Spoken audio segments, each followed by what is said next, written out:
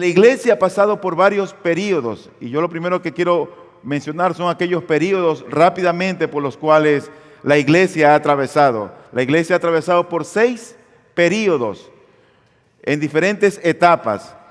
El primer periodo por el cual la iglesia atravesó es el que es conocido como la iglesia apostólica.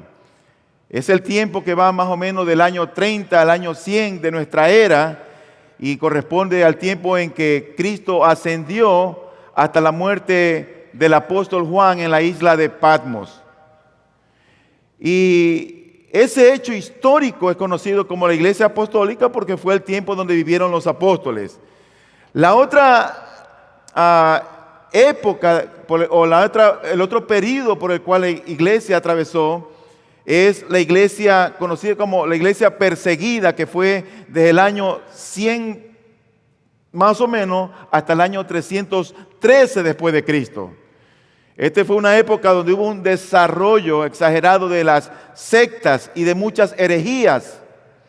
Pero después de esa época vino la época imperial, donde el cristianismo de alguna manera fue favorecido y se lo conoció esto como la victoria del cristianismo, que va desde el año 313 hasta el año 476 de nuestra era.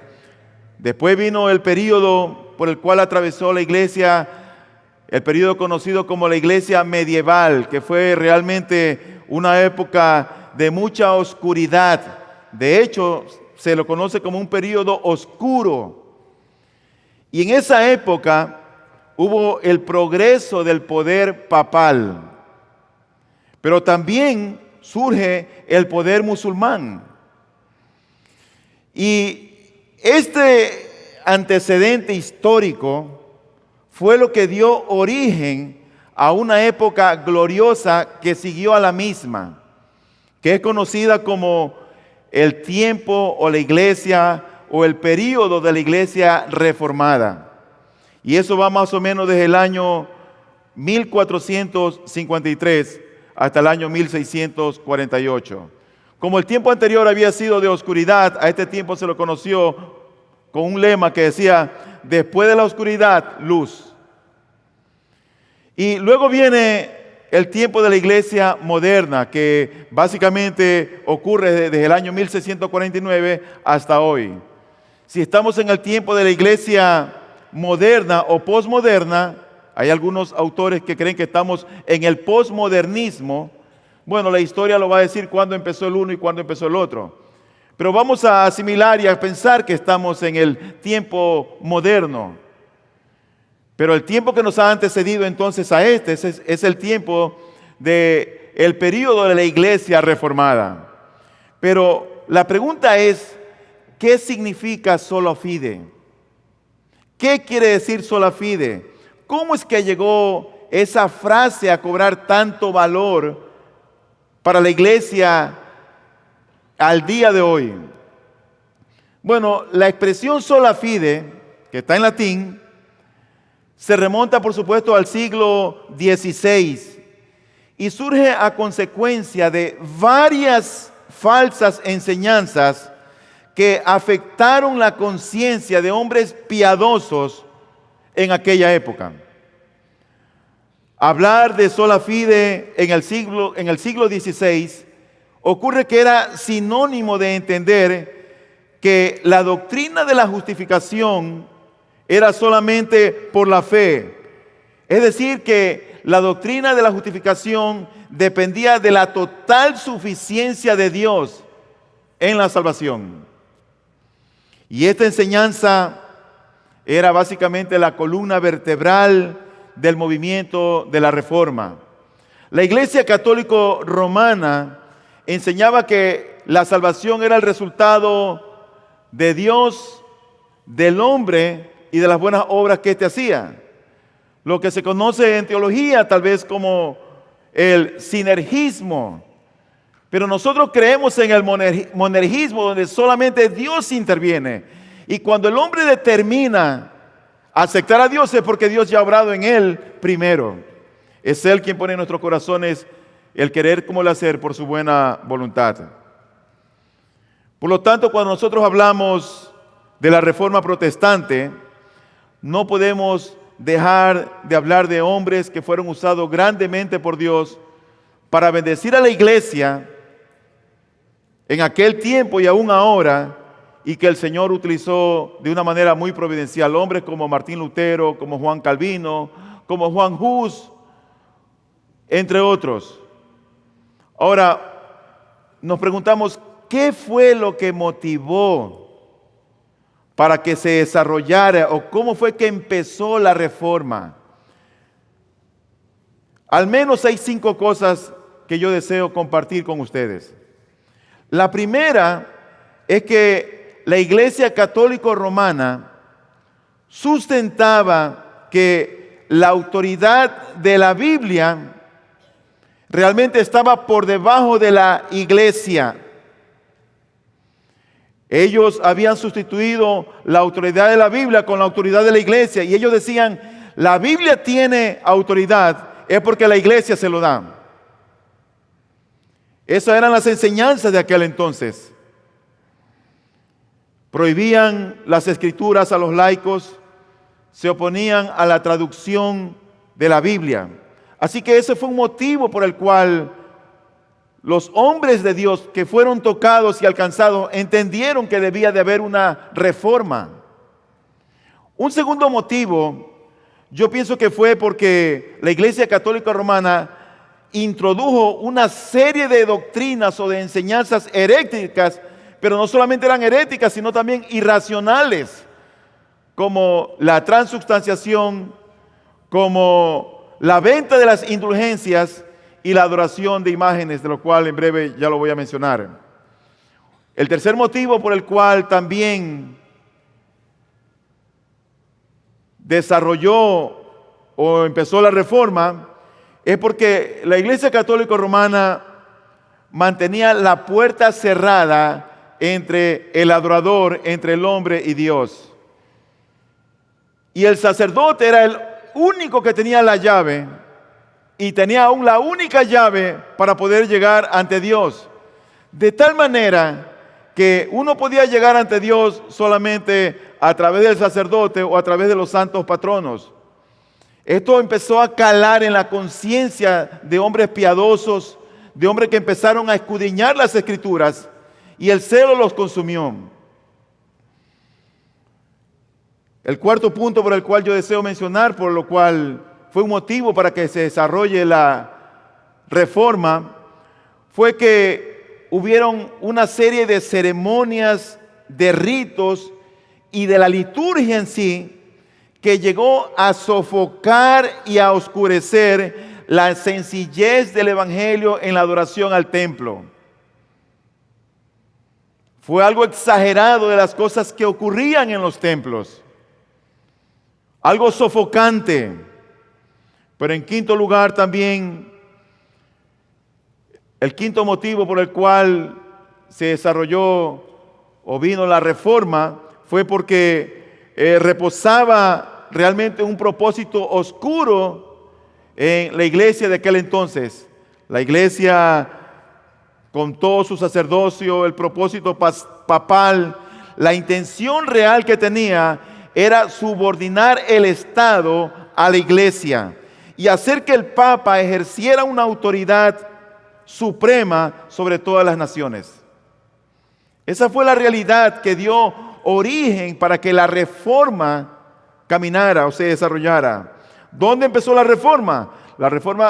La llama que se encendió realmente fue en Alemania y se esparció por todo el norte de Europa y trajo como resultado el establecimiento ya no de iglesias que dependían de Roma, sino de iglesias nacionales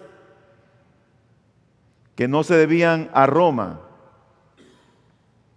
Pero antes de que la reforma se diera, hubieron ciertos aires, hubieron ciertos vientos que realmente fueron muy saludables, que favorecieron la reforma.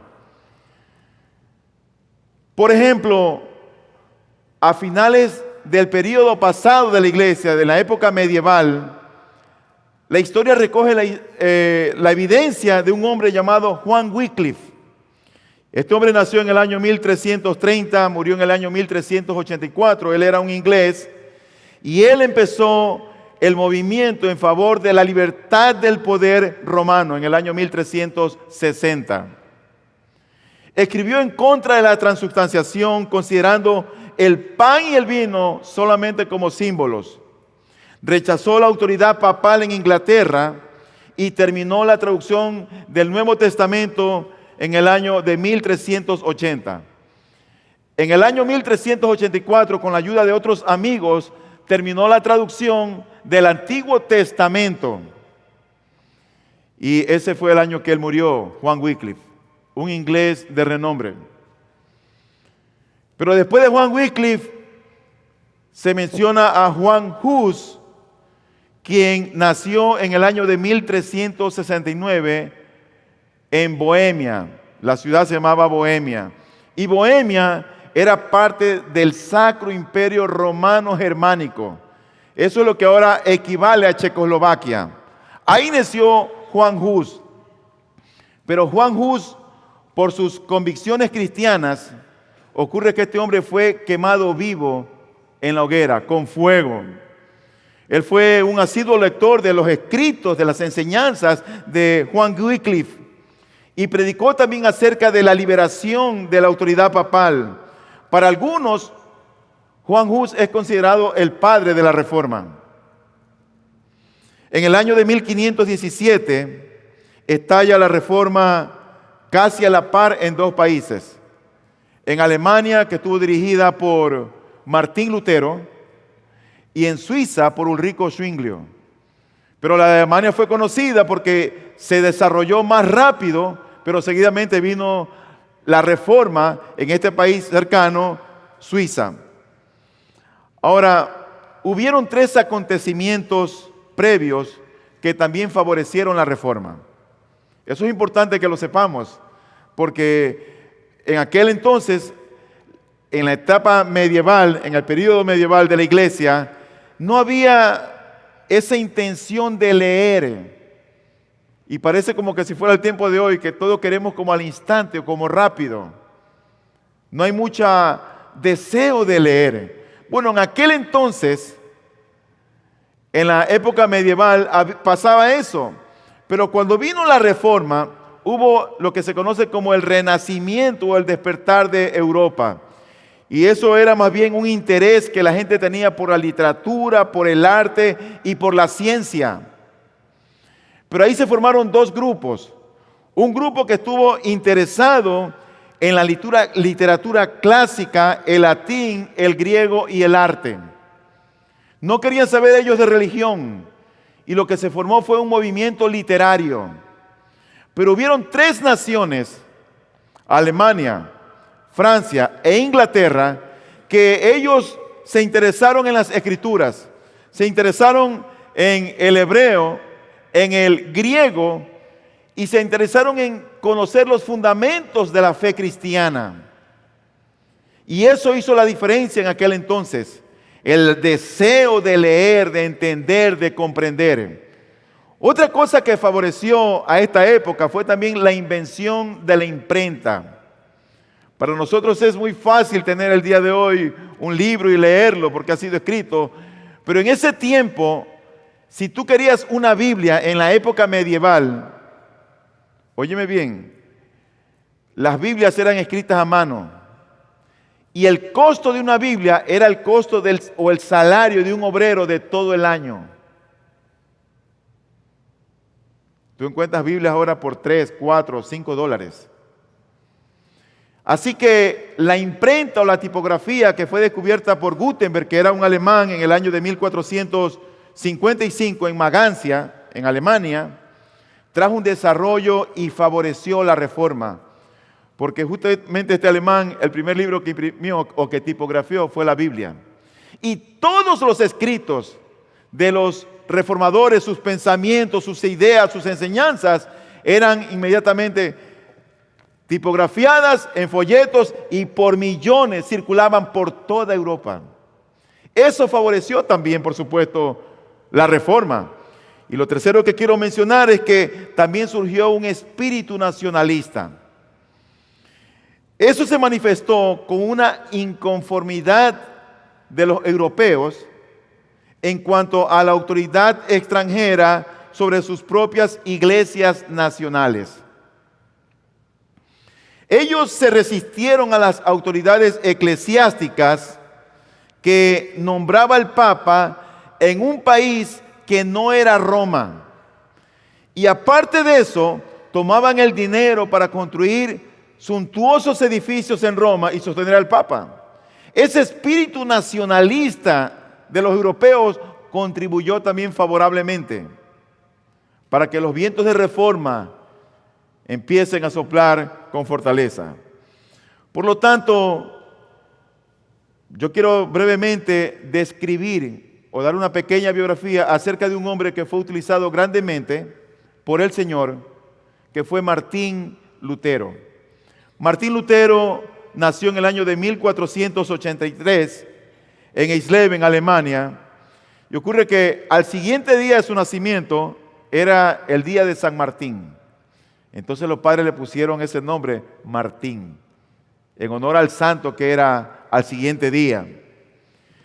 Y se dice de la historia de Martín Lutero que él fue criado con severidad y que él creció atormentado por su pecaminosidad y aterrorizado con su condenación, con la condenación del alma. De ahí que la gran preocupación existencial de Lutero era cómo tener una relación correcta con Dios. ¿Cómo la puedo tener? No la puedo satisfacer. Esa era la preocupación de él. No podía dormir tranquilo pensando en la justicia divina, en la justicia perfecta de Dios, la cual él no podía llenarla. En esos tiempos habían ciertas fábulas de que duendes y de espíritus circulaban o andaban en las ciudades, en los bosques, en muchos lugares. Y se dice que este hombre en cierta oportunidad, él caminaba o él cabalgaba por el bosque y se desata una gran tormenta. Y él se aterra tanto que incluso un rayo cae cerca donde él estaba y él clama, pero no clama a Dios, él clama a una santa patrona, a Santa Ana. Y él le dice en clamor a Santa Ana: Santa Ana, si me ayudas, me hago monje. Así que este hombre, que era realmente temeroso de las cosas divinas, no conocía a Dios, pero era temeroso de las cosas divinas, a los pocos días él cumplió sus votos y entró a un monasterio de los monjes agustinos. Y ahí se esforzó por vivir una vida agradable a los ojos de los hombres, una vida piadosa ante los ojos de los hombres. Pero cada vez que pasaba el tiempo, lo que él llegó a descubrir realmente fue a ese enemigo que llevamos dentro. Y él no podía estar tranquilo y no tenía paz. Y ocurre que Martín Lutero fue promovido, ascendió, él era diligente, y este hombre llegó a ser monje y fue también profesor en una universidad, en una ciudad llamada Wittenberg. Y en cierta ocasión, en el año 1516, mientras él estaba enseñando la carta a los romanos, él se topó con un versículo que realmente lo desbarató. Y él entendió lo que andaba buscando. Él entendió la quinta esencia del Evangelio. Y se encontró con el texto de Romanos 1:17 que dice: porque en el Evangelio la justicia de Dios se revela por fe y para fe. Como está escrito, mas el justo por la fe vivirá. Y él allí se dio cuenta de que la fe es hija de la gracia y es madre de las buenas obras.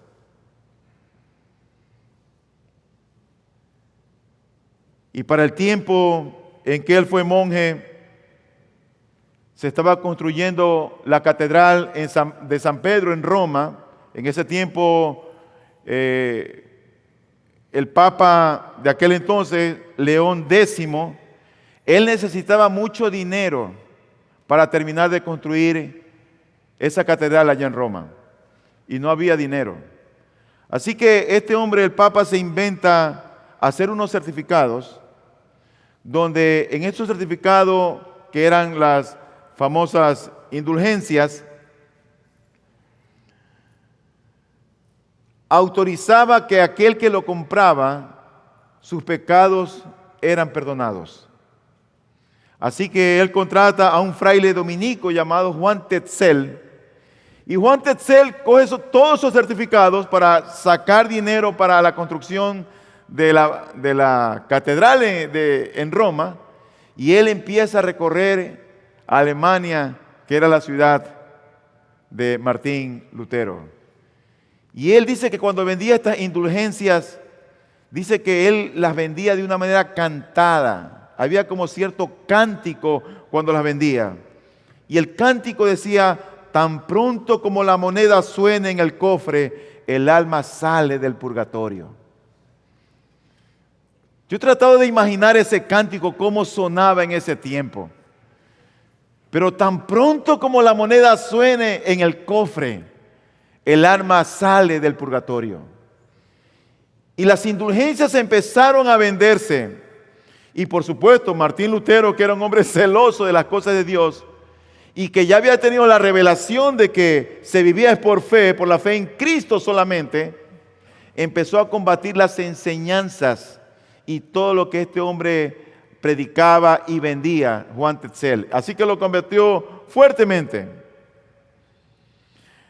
Lo cierto es que Martín Lutero llegó a ser testigo de la corrupción de la curia y no soportó lo que ocurría dentro de la propia iglesia a la cual él pertenecía. Y es cuando se levanta ya un día cansado de tantas situaciones y elabora 95 tesis que eran realmente tesis contra la iglesia, contra el sacerdocio, contra el papa y contra toda la corrupción que había en la iglesia católica romana. Y toma esas 95 tesis un 31 de octubre del año 1517 y las clava en la puerta de roble de la catedral en la ciudad de Wittenberg. Ese día, hasta el día de hoy, es conocido como el Día de la Reforma, el 31 de octubre. Eso significa que el próximo año van a pasar 500 años de este célebre acontecimiento que fue el Día de la Reforma. En resumen, queridos hermanos, había una serie de prácticas no bíblicas que se habían introducido en la iglesia. ¿Cómo qué? Como la venta del perdón de los pecados a través de lo que se llamaban las indulgencias. Pero también había una distorsión en la doctrina o en la enseñanza de la justificación por fe. Para Martín Lutero, la enseñanza de la justificación por fe solamente en Cristo, era el principio sobre el cual la iglesia se cae o se levanta.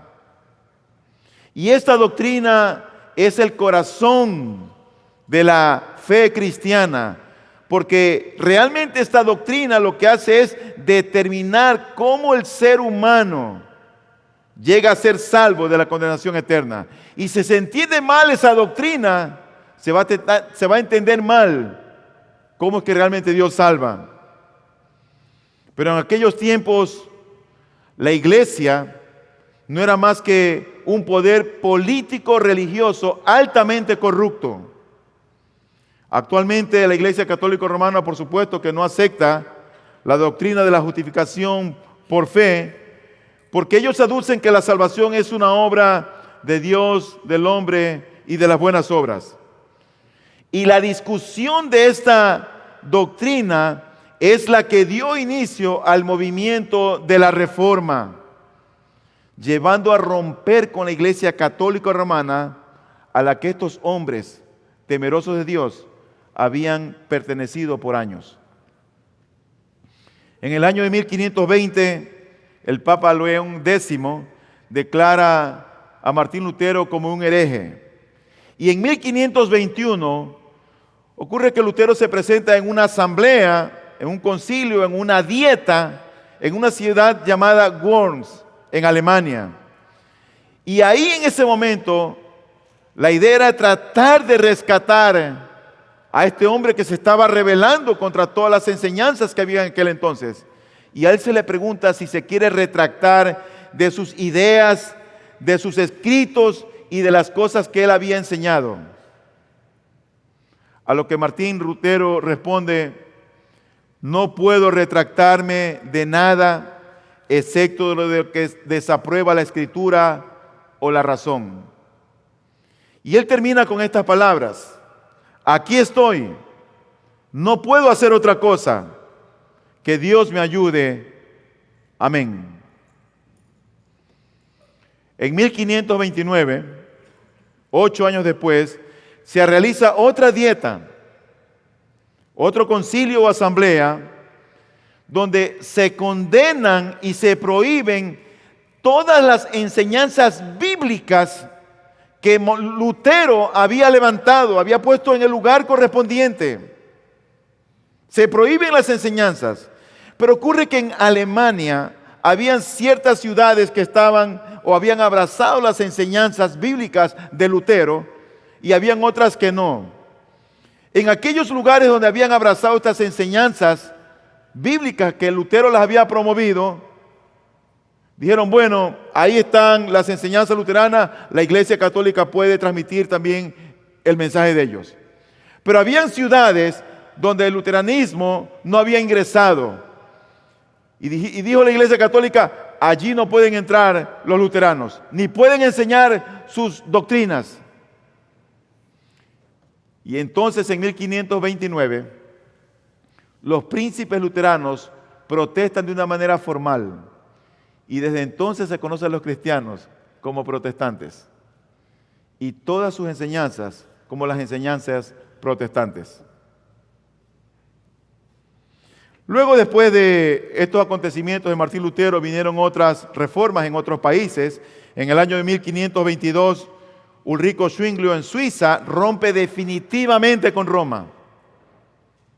Ustedes recuerdan cuando yo mencioné que había empezado casi a la par, Alemania y Suiza. Ulrico Zwinglio rompe con Roma.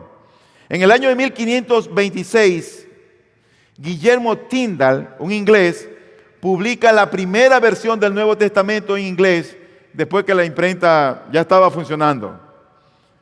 En 1559, el escocés John Knox funda la iglesia presbiteriana. En el año 1560, el reino escandinavo, que estaba conformado por Dinamarca, Suecia y Noruega, abrazan las enseñanzas bíblicas de Lutero. Y en el año de 1562, los Países Bajos estaban conformados en ese tiempo por Holanda y por Bélgica. Y de los dos, solamente Holanda abraza las enseñanzas bíblicas de Lutero. En conclusión, hermanos, dice la Escritura que los cristianos somos sal y luz. Ustedes y yo, la iglesia, somos sal y luz. Pero si la iglesia está en oscuridad, ¿cómo estará la sociedad? Y eso era lo que pasaba en la época medieval. En el período medieval había oscuridad. Y no fue hasta que este hombre y otros más fueron alumbrados y entendieron las Escrituras y pusieron en práctica todas aquellas verdades, que la reforma trajo un desarrollo en la ciencia, la educación, y las naciones fueron altamente bendecidas. Por lo tanto, a principios del siglo XVI, la única iglesia en Europa occidental de aquel entonces era la Iglesia Católica Romana, evidentemente segura de la lealtad de todo reino.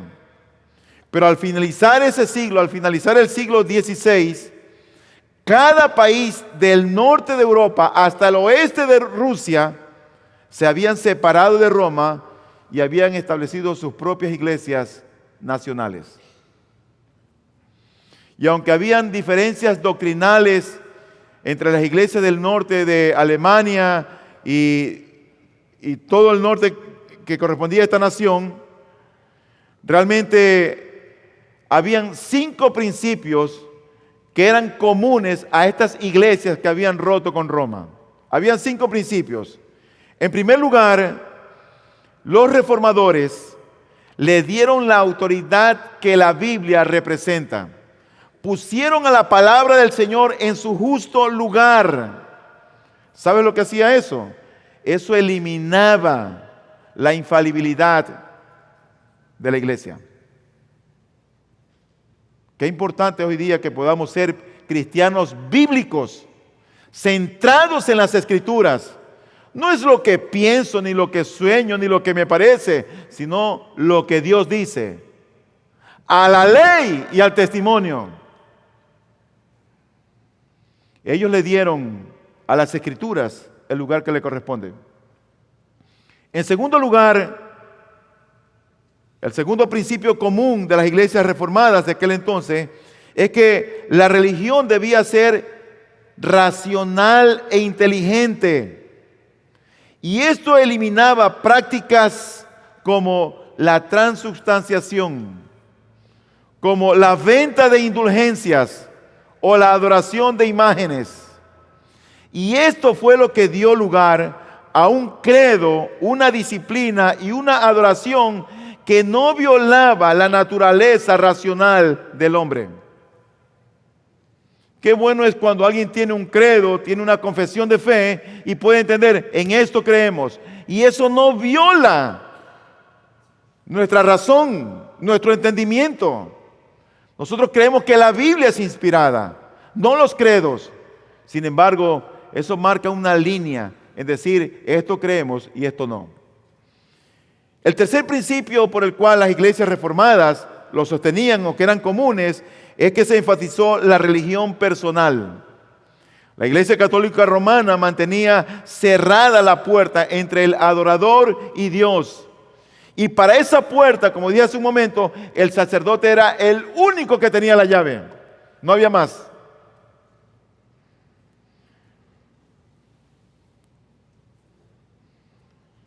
Y lo cierto es que los reformadores acabaron con toda esa barrera y dirigieron al adorador directamente hacia Dios por medio de Jesucristo. En cuarto lugar, algo común en ellos era que insistieron en una religión espiritual. Y esto eliminaba la liturgia exagerada que había en los cultos de la iglesia. Y dieron más bien lugar a la expresión de un corazón rendido a Dios, porque era una religión de letra y no de espíritu. Y en quinto lugar, el último principio común en las iglesias de aquel entonces fue el de una iglesia nacional, diferente a una iglesia mundial. El principio del papado y del sacerdocio fue subordinar el Estado a la iglesia y hacer que el Papa ejerciera autoridad suprema sobre todas las naciones. Pero por doquiera que triunfaba el protestantismo, surgía una iglesia nacional gobernada por sí mismo e independiente de Roma. Así que la reforma de Lutero realmente lo que hizo fue traer 3 planteamientos en el pensamiento de la iglesia que jamás se van a olvidar. Número 1, que la Biblia siempre tiene un mensaje nuevo cuando lo necesitamos. Número 2, que el centro del mensaje de la Biblia es la relación entre Dios y nosotros las criaturas. Y en tercer lugar, que esta relación es simple, pero revolucionaria, porque cambia la cosmovisión y el punto de ver las cosas que tenemos, nos transforma. Así que, para finalizar en el desarrollo de estos 3 planteamientos, Lutero contribuyó con 4 ideas fundamentales: sola escritura, sola gratia, sola fide, solo Christus. Que a Dios, hoy y siempre, sea la gloria. Amén.